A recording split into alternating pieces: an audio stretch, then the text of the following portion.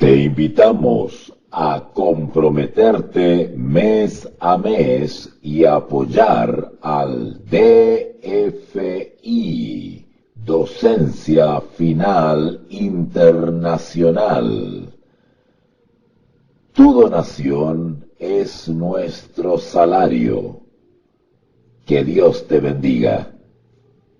Seguramente ha sido una gran aventura para ustedes. Algunos por primera vez habrán entrado en este tema de la deidad, ¿verdad? O de la divinidad o trinidad divina, bíblica. Y ha sido de gran bendición para muchas personas. Varios me han escrito dándome las gracias, felicitando, dando sus sugerencias, apoyando. Y eso es muy satisfactorio, ya que ese es el objeto de quien habla, el que los oyentes puedan comprender de la mejor manera este acercamiento a la doctrina bíblica de la Trinidad. La Trinidad bíblica que es tan odiada, tan combatida, tan incomprendida por aquellas mentes perturbadas y necias que de alguna manera intentan dar respuesta y respuesta equivocada a uno de los grandes misterios de la palabra de Dios, a saber, la eterna deidad de Dios.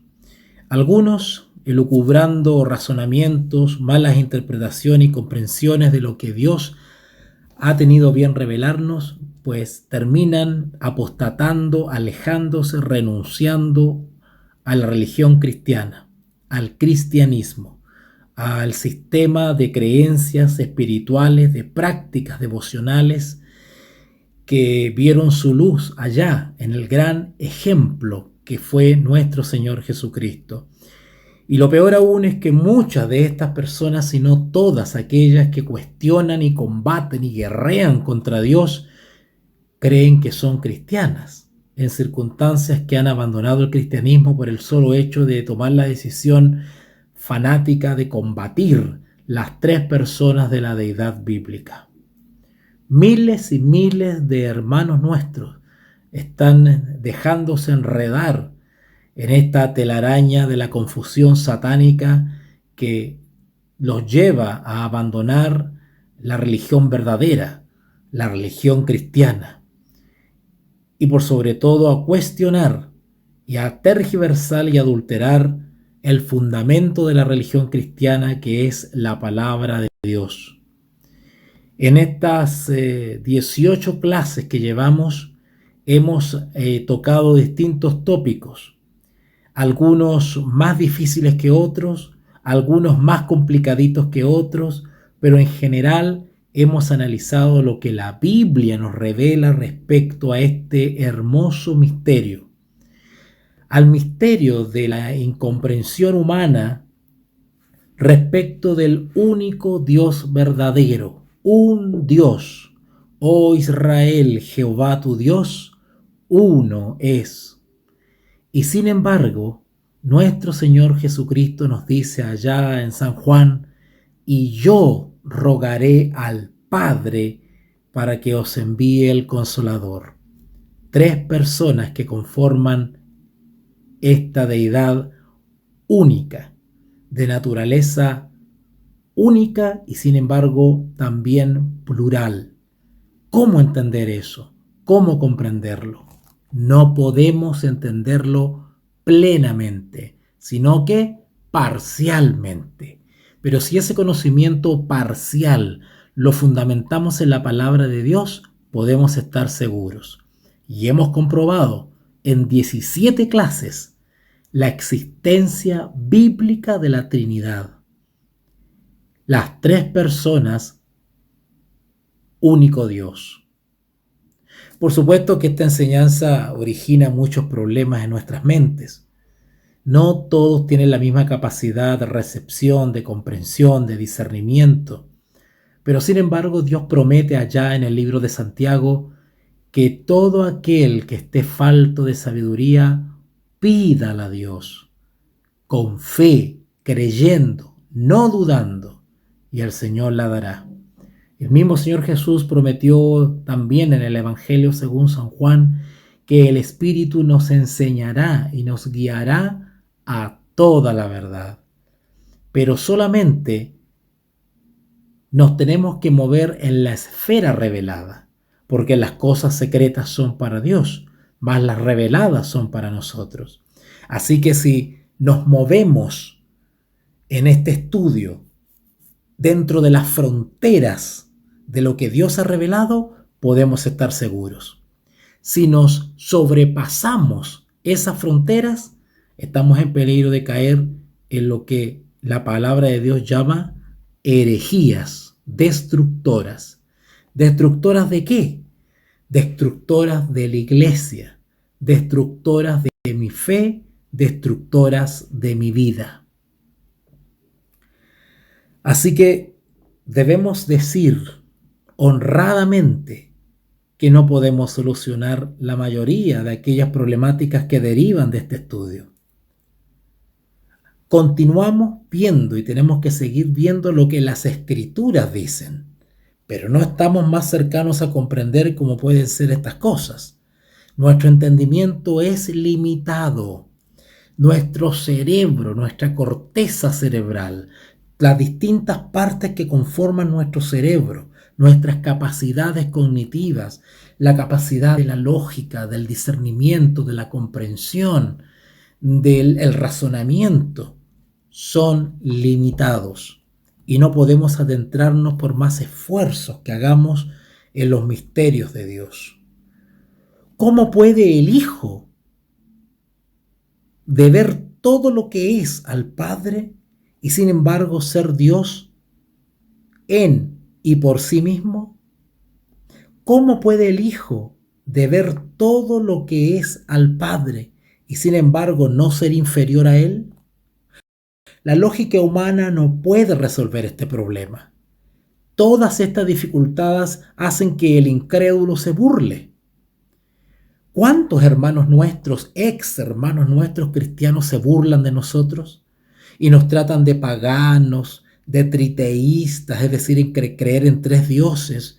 Nos acusan de politeístas, derivados de la acusación de triteísmo.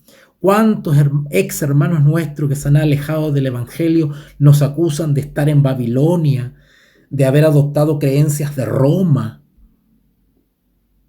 de que creemos herejías, en circunstancias que son ellos los que han caído en herejía, han bebido del vino de Babilonia y han dado la espalda a la religión de Cristo?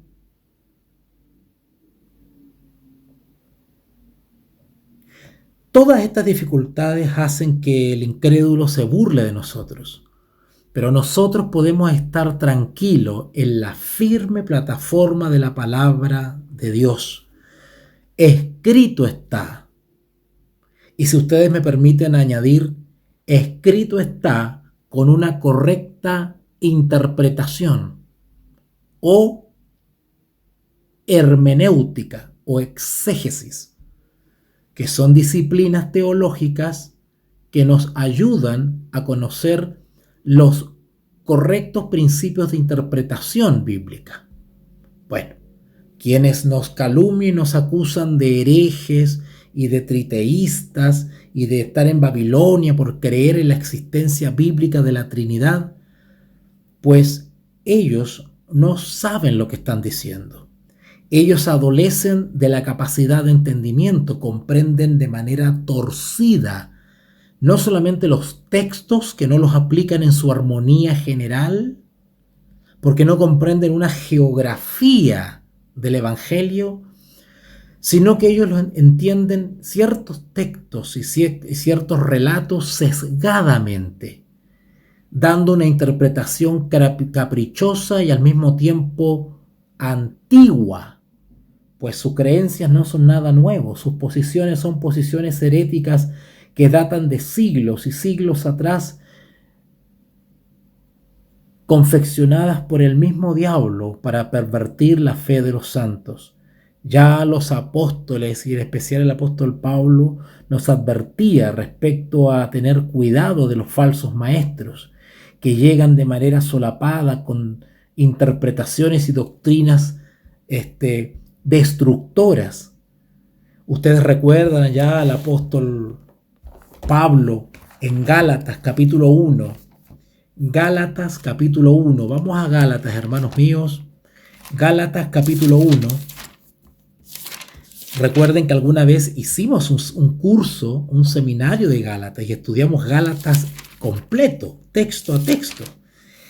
Y por eso me trae a la memoria lo que le pasó a los Gálatas. Nuestros hermanos Gálatas les sucedió algo tremendo, terrible. Algo que si nos pasa a nosotros ahora, corremos el riesgo de quedar sin el sello de Dios. ¿Sabían eso ustedes? ¿Sabían eso ustedes que para quedar sin el sello del Dios vivo no basta con negar la ley de Dios, en especial su día de reposo verdadero, del cuarto mandamiento? No basta, porque el enemigo tiene 1000 conductos por los cuales desviarnos de la verdad bíblica, del evangelio eterno. Y parte de esa estrategia consiste en pervertir el fundamento del evangelio. ¿Cuál es el fundamento del evangelio? La justificación por la fe, la justicia de Cristo. A los hermanos de Galacia, específicamente a los hermanos de la iglesia de Gálatas, les sucedió eso. Recibieron el evangelio con toda solicitud, comenzaron a dar sus primeros pasos en la fe de Jesucristo. Y sin embargo andaban hermanos, entre comillas, perturbando la fe de la iglesia. Eran hermanos que profesaban creer el cristianismo. Decían que eran cristianos, pero decían que tenían una interpretación más correcta. Eso decían. Ellos eran conocidos como los judaizantes. Y el apóstol Pablo los amonesta a los hermanos de Galacia y les dice allá en el versículo 6, Gálatas capítulo 1, versículo 6: estoy maravillado de que tan pronto os hayáis alejado del que os llamó por la gracia. ¿Por qué le dice Pablo estoy maravillado? Eso de maravillado es sorprendido. El apóstol Pablo le decía a los Gálatas: estoy sorprendido de que tan pronto, tan fácil, os hayáis alejado de que os llamó por la gracia de Cristo.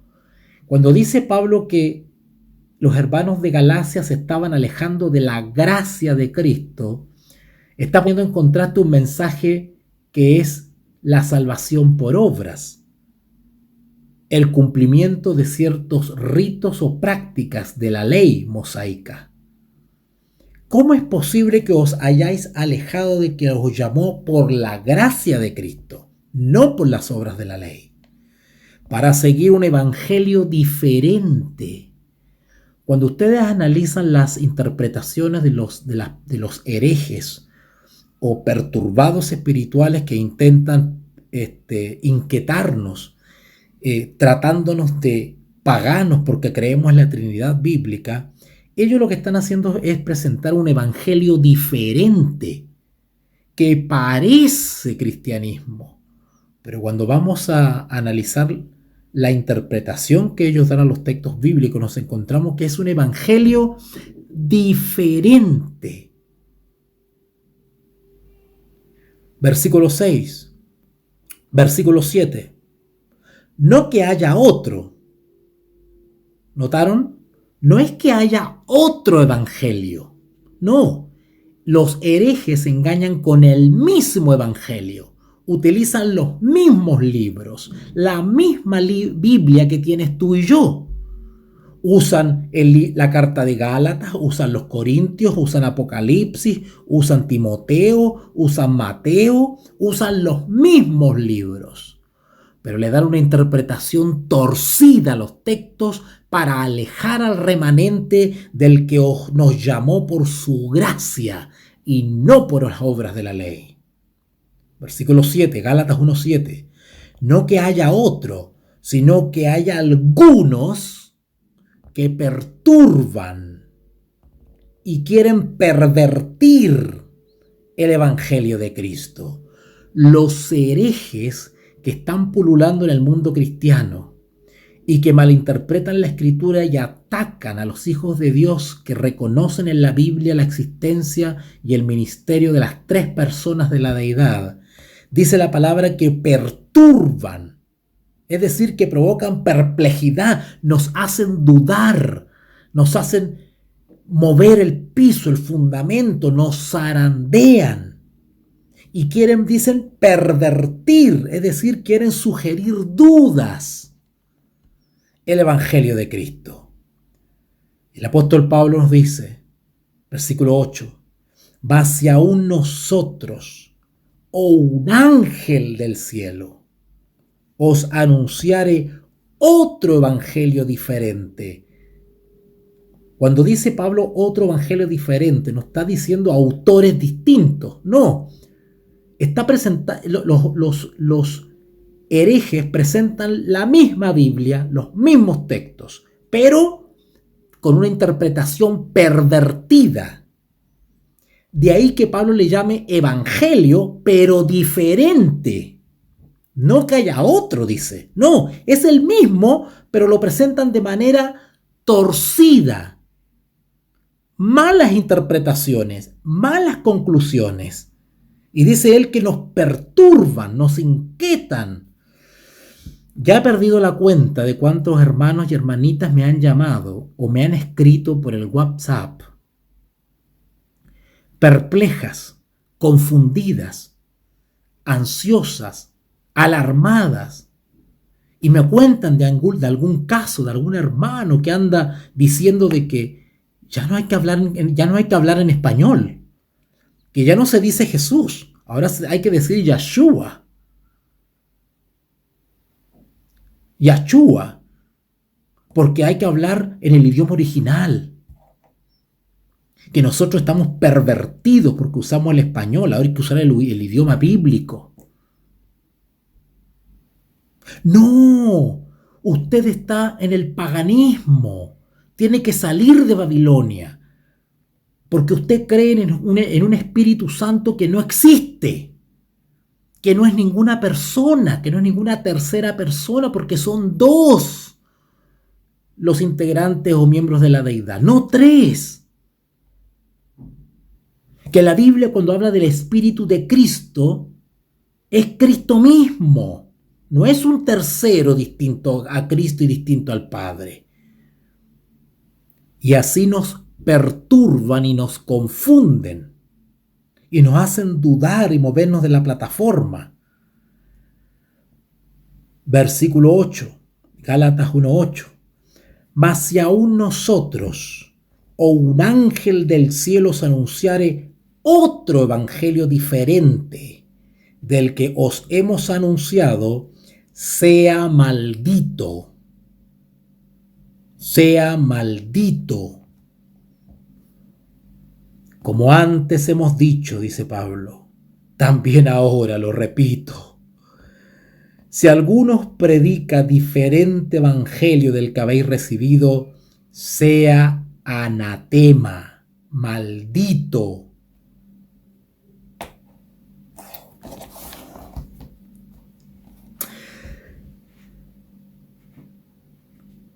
El burlón, el hereje, el apóstata considera que la verdad clara de la Escritura respecto a la Trinidad bíblica son contrarias a la razón y por tanto son ridículas. Para él son increíbles y las rechaza. Por el contrario, nosotros los creyentes y discípulos de Jesús vemos estas cosas claramente, descritas en toda la Escritura. Y nosotros no necesitamos comprender al dedillo o al pie de la letra este misterio que Dios no lo ha revelado en su totalidad, sino que aceptamos por la fe lo que la Escritura nos enseña. nosotros procesamos estas verdades de manera distinta como lo hacen ellos. Así que en esta noche quiero analizar con ustedes algunos textos bíblicos para terminar este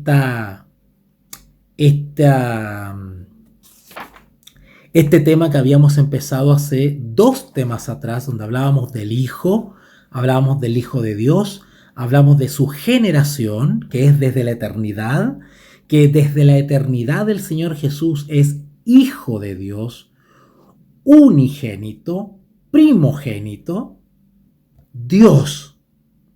Eso lo aclaramos en las clases pasadas.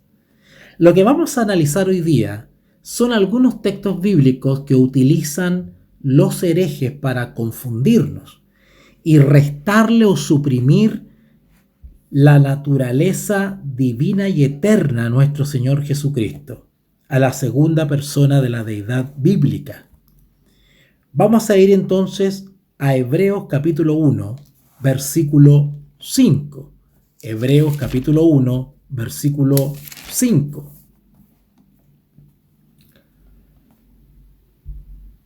Por ejemplo, Hebreos 1:5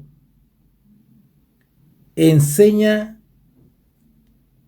las siguientes palabras. Dice así, que ya lo habíamos leído en clases pasadas, vamos a volver a repetirlo ahora.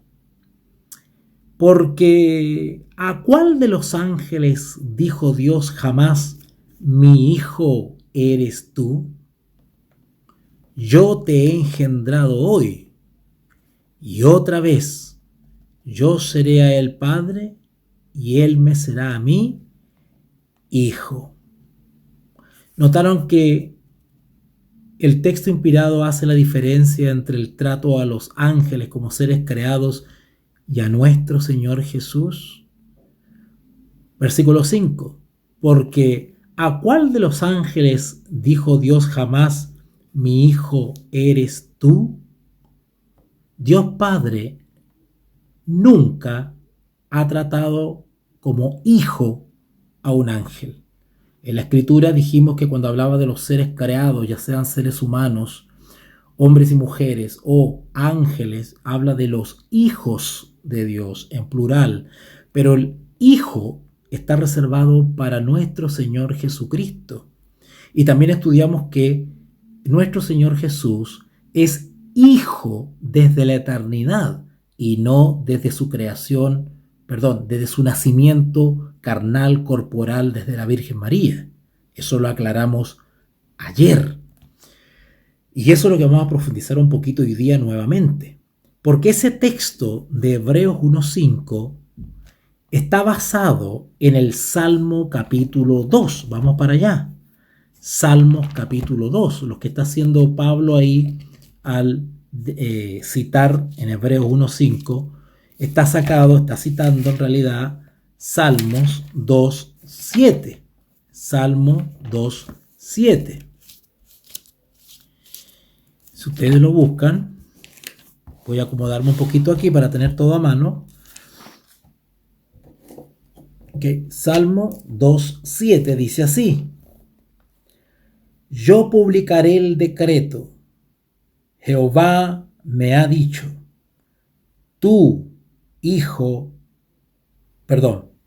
yo publicaré el decreto. Jehová me ha dicho, mi hijo eres tú. Yo te engendré hoy. ¿Ok? Esas palabras de Salmo 2:7 se refieren a nuestro Señor Jesucristo. Yo publicaré el decreto. Jehová me ha dicho, mi hijo eres tú, yo te engendré hoy. También estudiamos que esa expresión yo te engendré hoy corresponde a la eternidad. ¿Recuerdan ese texto maravilloso que leímos ayer que hablaba de que Jesús proviene del seno del Padre, que se sienta en su trono? En otras partes dice se sienta a la diestra de Dios Padre. Bueno, cuando aquí en Salmos 2:7 y después en Hebreos 1:5 leemos yo te engendré hoy, está haciendo referencia efectivamente a esa eterna filiación, por decirlo así. Estoy usando una palabra latina que viene de filio, hijo, ¿ok? A esa eterna paternidad de Dios Padre en relación con el Señor Jesús. Esto de yo te engendré hoy parece indicar que el Señor Jesucristo puede recordar cuándo se convirtió en Hijo de Dios. Algunos malinterpretan este texto de Hebreos 1.5 y Salmo 2.7, donde dice yo te engendré hoy, y ellos ¿qué entienden por este texto? Dicen, ¿ves? El mismo Jesús está admitiendo o reconoce el momento en que empezó a ser Hijo de Dios, dicen. Porque como dice yo te engendré hoy, es como que Jesús se da por enterado que hoy es Hijo de Dios. ¿Verdad? Pero eso es totalmente contraproducente, porque hay muchos textos que ya hemos estudiado donde efectivamente la palabra de Dios nos enseña que el Señor Jesús es Hijo de Dios desde la eternidad. Pero algunos astutamente usan estos textos de Hebreos 1.5 y Salmo 2.7 para dar a entender que Jesús en algún momento de la historia terrenal se dio por avisado o enterado que era Hijo de Dios. Si es así, entonces no podemos ya creer en su generación eterna, ¿verdad? Es decir, en su procedencia filial desde la eternidad. Pero sin embargo, si entendemos estos textos como que Cristo se está refiriendo a algo que es eterno y continuamente la verdad. O sea, cuando Jesús dice que yo te engendré hoy, que le dijo el Padre, yo te engendré hoy, bueno, puede simplemente significar el hecho de estar confirmando que simplemente un acto conocido, cierto, asumido. No solamente hoy, porque el Padre si quiere le dice, eres mi hijo hoy. Si quiere le dice, serás mi hijo, eres y serás mi hijo por siempre. O has sido mi hijo.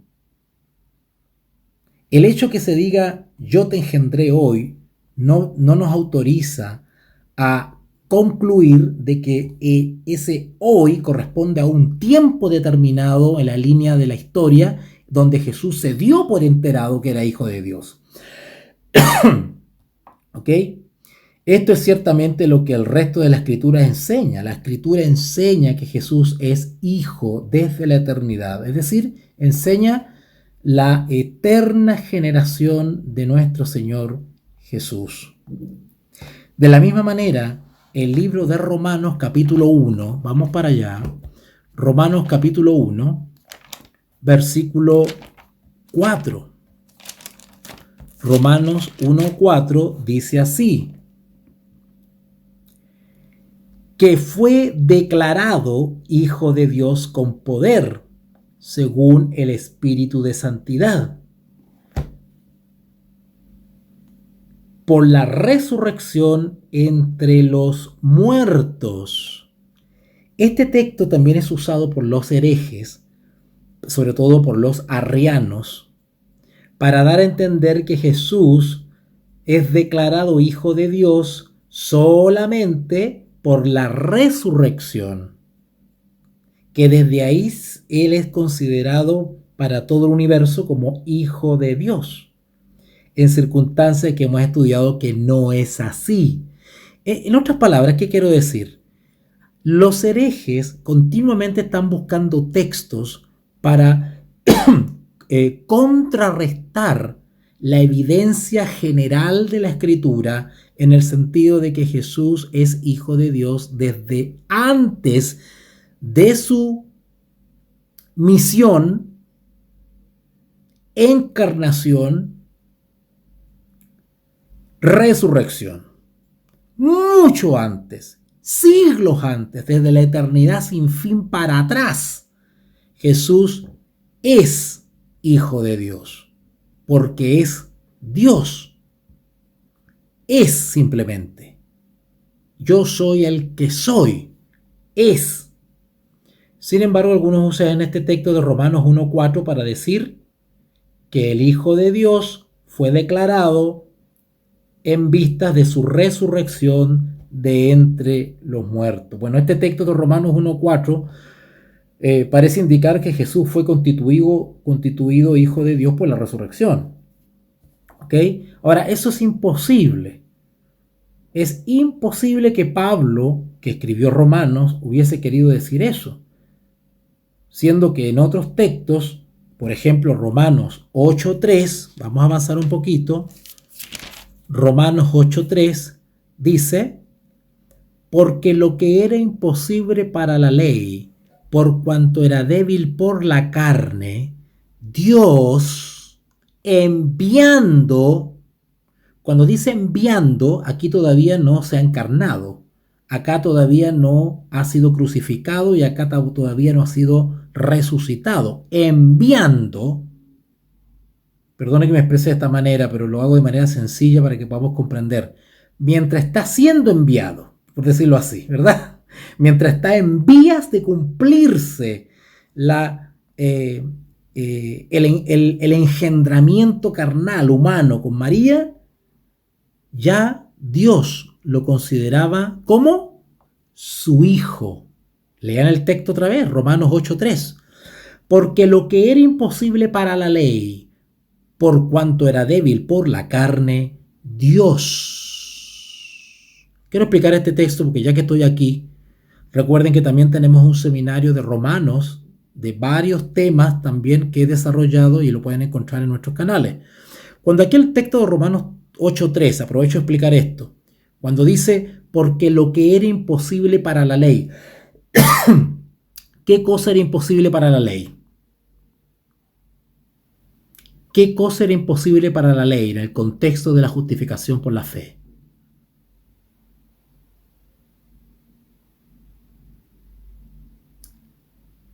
La justificación, el perdón de los pecados. La ley no perdona. La santificación, la ley no limpia, no santifica, la ley no purifica. La ley cumple un rol en el plan de salvación, ¿ok? Y que es la de un espejo, la de mostrarnos nuestra verdadera condición. Pero el poder de redención y de santificación está en Jesús, en su persona. Por eso que el versículo 3 dice, porque lo que era imposible para la ley, por cuanto era débil por la carne, Dios Padre, por supuesto, se está refiriendo a Dios Padre, enviando a su ¿qué? A su Hijo. Este versículo prueba que Jesús es y era y será Hijo desde la eternidad. Por eso que no podemos interpretar Romanos 1:4 como que el Señor Jesús con su resurrección se dio por enterado que era Hijo de Dios recién. No. ¿Ok? No. ¿Ok? Así que Romanos 8:3 nos demuestra esta verdad bíblica, que Jesús era el Hijo antes de venir en carne. Vuelvo a repetir, la Biblia nos enseña claramente, y lo confirmamos ahora en Romanos 8:3, que Jesús es el Hijo de Dios Padre antes de venir en la carne. También debemos recordar lo que dice Romanos 1:3. A ver, vamos para allá, porque leímos Romanos 1:4, pero no leímos Romanos 1:3. Si vamos a Romanos 1:3, dice, acerca de su Hijo, ¿cómo se considera Jesús? Hijo. ¿Hijo de quién? Del Padre. Acerca de su Hijo, nuestro Señor Jesucristo, que era del linaje de David según la carne. ¿Okay? Ahí está haciendo referencia a su procedencia, por decirlo de alguna manera, desde la carne, su nacimiento carnal, María. ¿Okay? Entonces la Escritura nos enseña sus dos naturalezas. Es hijo de Dios desde la eternidad, la eterna generación de Jesús, pero también nos habla de que es hijo en el sentido de terrenal, ¿ok? Tenía esa naturaleza dual, humano-divina, ¿ok? Así que ahí en Romanos 1:3, Pablo habla de Jesús como hijo antes de mencionar el nacimiento, ¿ya?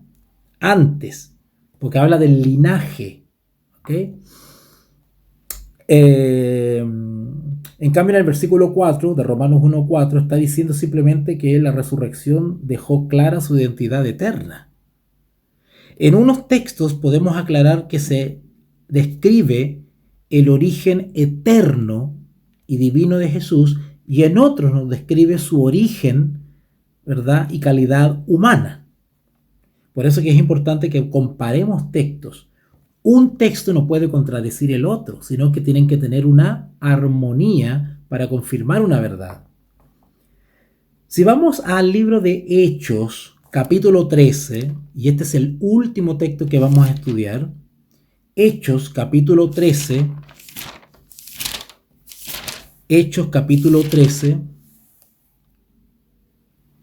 versículo 33. Y este texto es un poquito complicadito, así que me voy a tomar un tiempo para explicarlo. Yo no le pido que ustedes aprendan de memoria estas explicaciones, pero creo que escucharlas les va a servir, porque cuando se enfrenten a discutidores o herejes que atacan a Dios y al Dios del Evangelio, seguramente les van a venir con argumentos parecidos a estos y tratando de ponerlos en duda, y ustedes seguramente se van a acordar de estas explicaciones, y eso a ustedes les va a dar seguridad, y el Espíritu Santo, como ha prometido Jesús, les recordará toda la verdad, ¿ya? Y les hará recordar todas las cosas que ustedes hayan asimilado. Bueno, Hechos 13:33 dice lo siguiente. Vamos a leerlo desde el 32. Hechos capítulo 13, versículo 32. Y nosotros también os anunciamos el evangelio de aquella promesa hecha a nuestros padres. ¿Cuál fue la promesa hecha a los padres? Les pregunto yo a ustedes que me están escuchando. ¿Cuál fue aquella promesa hecha a nuestros padres? Cuando habla de padres se está refiriendo a los profetas. ¿Qué cosa se les prometió a los profetas respecto del evangelio? Bueno, todos los profetas hablaron de un Mesías por venir. Y ese Mesías, que ya llegó y resucitó, es el que anuncia Pablo y los demás discípulos. Por eso que el texto dice: y nosotros también os anunciamos el evangelio, es decir, las buenas nuevas, de aquella promesa. Promesa es algo que se promete, pero todavía no se cumple. Bueno, a los profetas se le hizo esa promesa de un Mesías, pero ya en los días de los apóstoles, pues vio cumplimiento esa promesa. Se cumplió. ¿Cómo?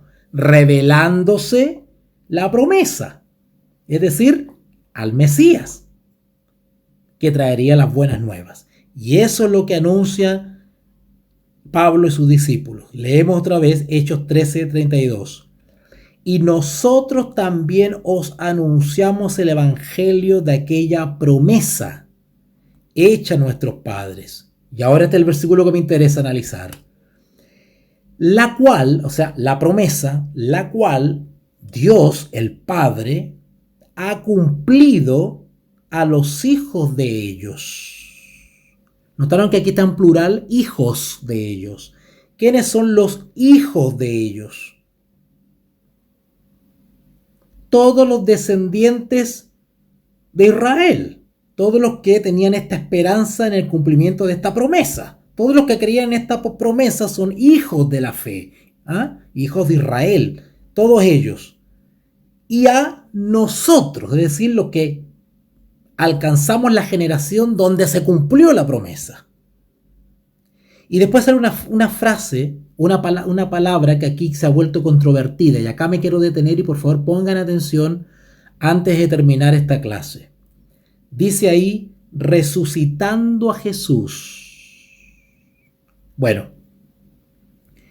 como está escrito también en el Salmo 2, mi hijo eres tú, yo te he engendrado hoy. Y cita el Salmo 2.7, que analizamos en un comienzo, ¿verdad? ¿Se acuerdan del Salmo 2.7 que lo leímos? Ok. Bueno, acá en Hechos se cita el mismo Salmo para demostrar a los oyentes de que Pablo y los demás están anunciando a aquel que había sido prometido siglos atrás. Por lo tanto, los descendientes de los padres que recibieron esa promesa vieron cumplida la promesa. ¿En qué días? En los días de los apóstoles. Se manifestó en carne esa promesa del Mesías. ¿Ok? Y como prueba, Pablo dice, versículo 33, resucitando a Jesús. Resucitando a Jesús. Quiero decirles algo acá. En el idioma original, el griego, y en estos momentos, ustedes no me pueden ver porque no estamos transmitiendo con video, estamos solamente en audio. Pero si me pudiesen ver, en estos momentos tengo frente a mí un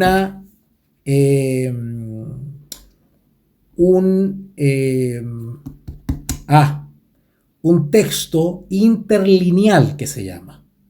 Es un Nuevo Testamento donde está el Nuevo Testamento, de Mateo, Apocalipsis, pero está escrito en griego. En este momento lo tengo aquí. Está escrito en griego y en español. Es decir, está el texto original griego y abajito, un reglón abajito, está lo que dice literalmente el texto griego. ¿Ok? Esto se llama, en términos teológicos, se llama exegético, exégesis. Exégesis quiere decir ir al texto mismo para buscar la interpretación correcta o el sentido correcto. Eso se llama exégesis. ¿Ok? Pero no se complique con la palabra. Lo que voy a hacer ahora es leer el mismo versículo 33, Hechos 13:33, pero lo que dice, traducido del griego literalmente, para que vean ustedes cómo algunos copistas de la escritura, con la mejor de las intenciones, a veces no ponen la palabra más fidedigna, la que realmente describiría lo que la inspiración quiere decir. Es decir, no es que escriban otra cosa distinta, no, pero escriben un sinónimo, escriben, ¿verdad?, una palabra que en su criterio, como hijo de Dios, piensan que es el más correcto, que debería ir ahí. Pero cuando uno va al original, se encuentra que en realidad, claro, es lo que quieren decir, pero hay una palabrita que es mucho más exacta todavía, ¿ya? Le voy a leer primero el texto en español y después le voy a leer literalmente lo que dice desde el griego. Hechos capítulo 13, versículo 33. Vamos a leer del 32. Hechos capítulo 13, versículos 32 y 33. Vamos a leerlo en español de la Reina Valera, 1960. Dice así: y nosotros también os anunciamos el evangelio de aquella promesa hecha a nuestros padres, la cual Dios ha cumplido a los hijos de ellos y a nosotros, resucitando a Jesús, como está escrito también en el Salmo 2, mi hijo eres tú, yo te he engendrado hoy. ¿Qué dice el texto directamente del griego? Leo Hechos capítulo 13, versículos 32 y 33. Y nosotros a vosotros evangelizamos a los pueblos. Repito, no era pueblo, era padres, perdón. Es que, oiga, yo les los desafío que se pongan aquí a comparar el griego con el español. Es una cosa tremenda. Repito otra vez. Hechos capítulo 13 del 32 al 33. Comienzo. Y nosotros, a vosotros, evangelizamos a los padres, promesa habiendo llegado a ser, que Dios ha cumplido a los hijos de ellos a nosotros, levantando a Jesús. Como también en el Salmo el segundo ha sido escrito, Hijo de mí eres tú, yo hoy he engendradote. La verdad es que no se entiende mucho. Es un poquito complicado, no está tan fluido, ¿verdad? Es como si estuviese hablando un robot. Pero lo que quiero, el ejercicio que quiero hacer, es que en el idioma original, en el versículo 33, si van a su Reina Valera 60, en el versículo 33 dice ahí entre comas, resucitando a Jesús. ¿Lo encontraron? Resucitando a Jesús. ¿Ya? Recuerden que Pablo lo que quiere demostrar es el cumplimiento de la promesa que fue anunciado a los padres, pero se cumplió en los días de los apóstoles. Entonces, él, para probar el cumplimiento de esa promesa, él pone acá, versículo 33, resucitando a Jesús.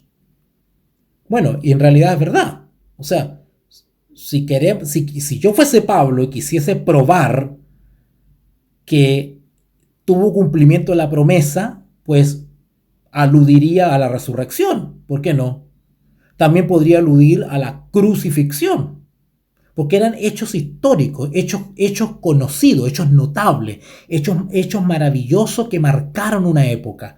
Por lo tanto, nadie podía negar eso. Todo el mundo sabía que había venido un tal Jesús, que tuvo una vida piadosa, que fue hombre santo, que anduvo haciendo bienes, fue un hombre que fue incomprendido, fue juzgado injustamente, que sus discípulos lo traicionaron, que lo dejaron solo, que hizo muchas maravillas y milagros, que andaba sanando a mucha gente, que predicaba parábolas, que daba sermones, que no tenía casa ni riquezas, que fue malentendido por los dirigentes religiosos, que fue azotado, que fue enfrentado a juicios injustos, que la gente prefirió a Barrabás más que a él, que fue condenado, que fue crucificado y que luego no se encontró en su tumba.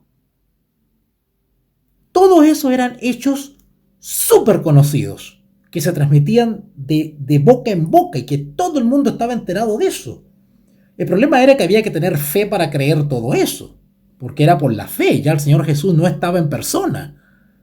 Había que creer por la fe en la palabra de sus apóstoles.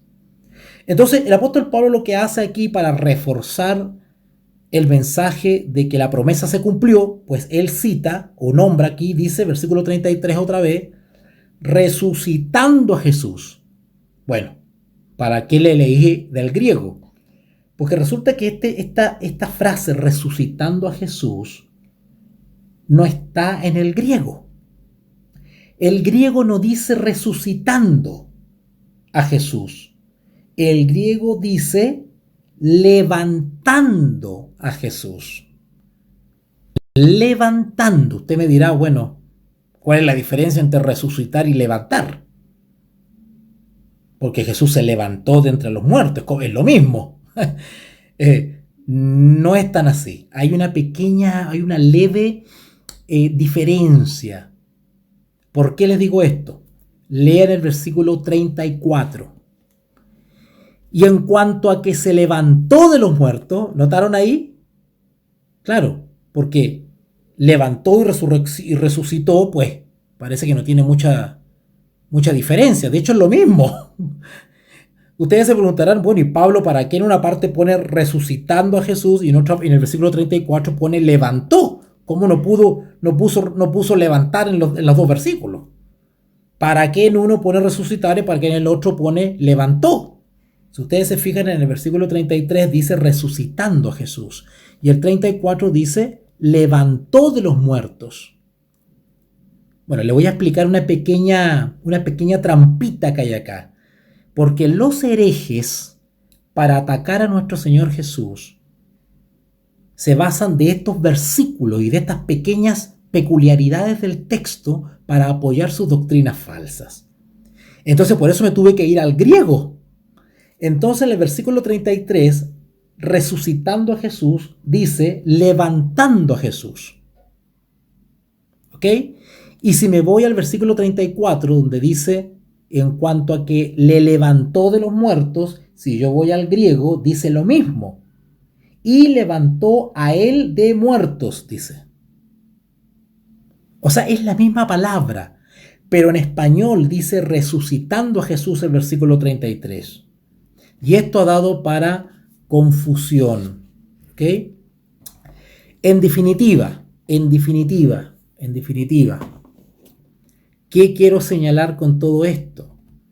Quiero señalar que tanto el levantar del versículo 33 como el levantó del versículo 34, si bien aluden a lo mismo, es decir, a un hecho conocido de Jesús, que apareció en la escena Jesús, pues los estudiosos de la Escritura señalan que en el versículo 33 Pablo está haciendo alusión al nacimiento de Jesús. Ahora ustedes me dirán, bueno, pero ¿cuál es la diferencia? Lo que quiere probar Pablo es de que simplemente se cumplió la promesa, ya sea en el nacimiento, en la niñez, en la juventud, o en el inicio de su ministerio, en la crucifixión o la resurrección. Da lo mismo el hecho que tú menciones, el hecho es que se manifestó la promesa. Sí, es verdad, y de hecho no deberíamos hacer mucho problema por eso, pero es bueno saber de que estas leves diferencias, de que en realidad dice resucitado, pero en realidad es levantado, y algunos estudiosos llegan a la conclusión que simplemente acá está hablando en el versículo 33 de la irrupción de Jesús en la historia como el nacimiento. O sea, acá cuando dice el versículo 33, resucitando a Jesús, debería decir levantando a Jesús. Levantando quiere decir haciendo su aparición, ¿okay? Irrumpiendo en la escena. Y eso alude a el nacimiento de Jesús. ¿Y por qué digo yo que no se refiere, o me inclino a creer de que no se refiere derechamente a la resurrección como tal? Porque bíblicamente, aquí está la clave, ustedes van a entender por qué tanto me doy vuelta ahí.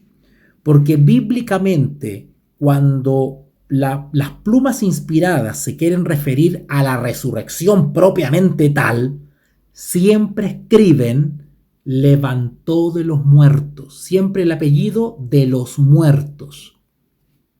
Cuando usted el texto bíblico diga le levantó de los muertos, es que el texto está hablando íntegramente de la resurrección.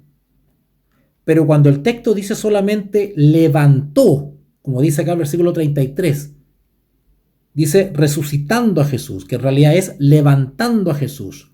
No necesariamente se refiere a la resurrección como tal, sino que puede referirse desde o el nacimiento de Jesús, o encarnación, digamos, por decirlo así, ¿verdad? Como a otro hecho distinto a la resurrección como tal. Usted me dirá, bueno, no es mucho, bueno, no, da lo mismo en realidad, no es como mucha la diferencia, pero es bueno saber estos detalles porque los herejes se toman de todos esos detallitos y nuestro desconocimiento tal vez del sentido de las palabras para poder dar a entender otra cosa, ¿ya? Así que en Hechos 13:33 es la primera vez que el apóstol Pablo utiliza la palabra levantó, que se refiere al levantamiento de Cristo en su nacimiento. Cuando esta palabra se utiliza con respecto a la resurrección, siempre va seguida de la frase de los muertos. Y se puede observar que si utiliza, acá en Hechos 13:33, se utiliza de esta manera, en el versículo 34, ya lo leímos ya, en el versículo 34, cuando dice, y en cuanto a que le levantó de los muertos, ahí claramente dice levantó de los muertos, pero en el 33 dice levantó a Jesús. ¿ok? Levantó a Jesús. Así que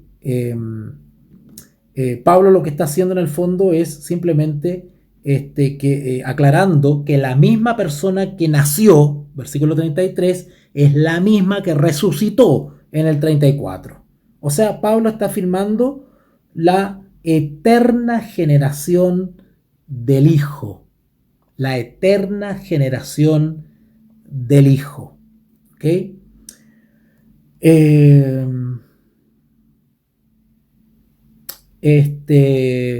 Vamos a dejarlo hasta acá. Vamos a dejarlo hasta acá. Hermanos, como ya les he reiterado en varias clases anteriores, no es fácil este tema. Es un tema que requiere de tiempo, análisis, reflexión, masticarlo, rumiarlo un poquito, ¿verdad? No es fácil familiarizarse con los conceptos, con las palabras, con los sentidos. Pero créame que con perseverancia, con esfuerzo, con amor, con cariño, uno puede llegar a comprender esto. Pero solamente usando nuestro raciocinio, sin la iluminación del Espíritu Santo, nunca podremos comprender esto. ¿Okay? Hay algunos que le tienen miedo a la palabra razón, le tienen miedo, terror a la palabra racionalización, razonamiento. No, la razón no es mala, es buena, porque la razón es una facultad dada por Dios. El tema es que cuando la razón prescinde del espíritu, estamos en peligro. Estamos en peligro. Porque al llevar la razón a un extremo y divorciándolo de la fe o de la dependencia e iluminación del espíritu, corremos el riesgo que mediante la sola ratio, la palabra latina para razón, la sola razón para buscar las respuestas o buscar la verdad. Y podemos caer en la especulación, que termina en escepticismo. Bueno, nosotros los cristianos hacemos uso de la razón, pero subordinamos o sometemos la razón natural humana al Espíritu Santo. Cuando la razón la hemos usado lo suficiente y la razón llega hasta las fronteras y sabe que más allá no puede pasar, la razón se inclina reverentemente a la fe. Cuando la razón ya no puede sobrepasar los límites, entra en gloria y majestad la fe, la certeza de lo que se espera, la convicción de lo que no se ve o no se puede razonar.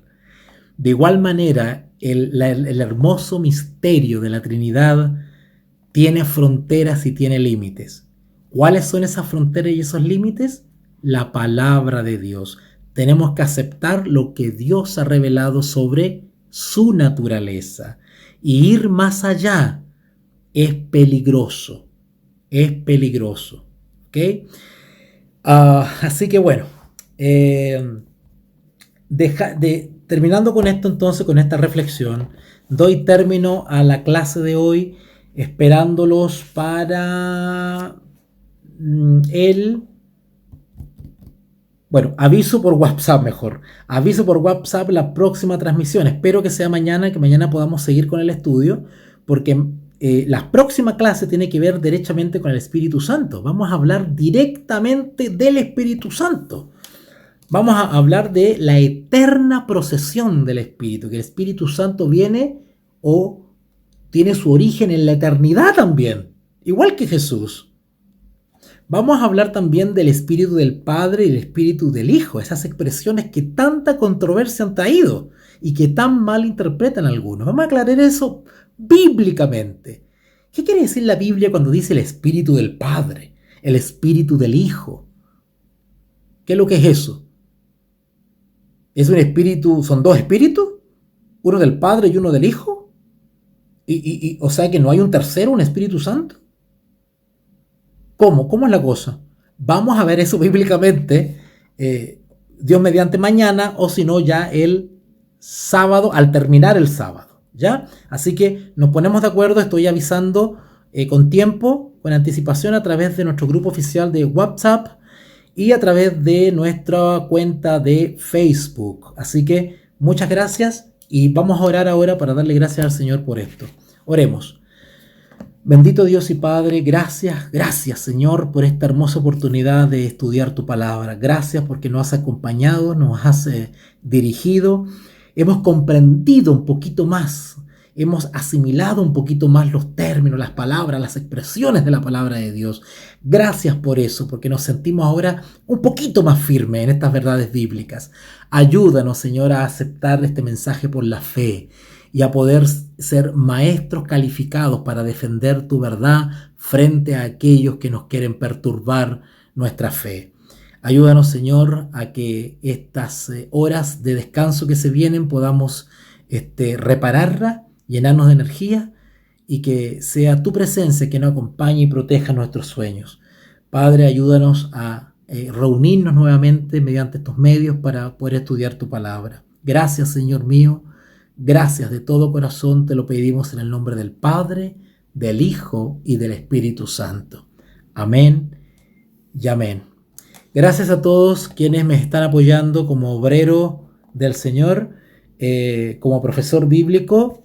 Mil gracias a los hermanos y hermanitas que hacen llegar sus aportes y que eso me permiten financiar todo lo que tiene que ver, toda la logística que tiene que ver con el mantenimiento de estas transmisiones. Así que Dios les bendiga y cualquier cosa, por favor, cualquier inquietud, háganmela saber por privado, por WhatsApp, con mucho gusto les voy a responder. Que Dios les bendiga a todos. Te invitamos a comprometerte mes a mes y apoyar al DFI, Docencia Final Internacional. Tu donación es nuestro salario. Que Dios te bendiga.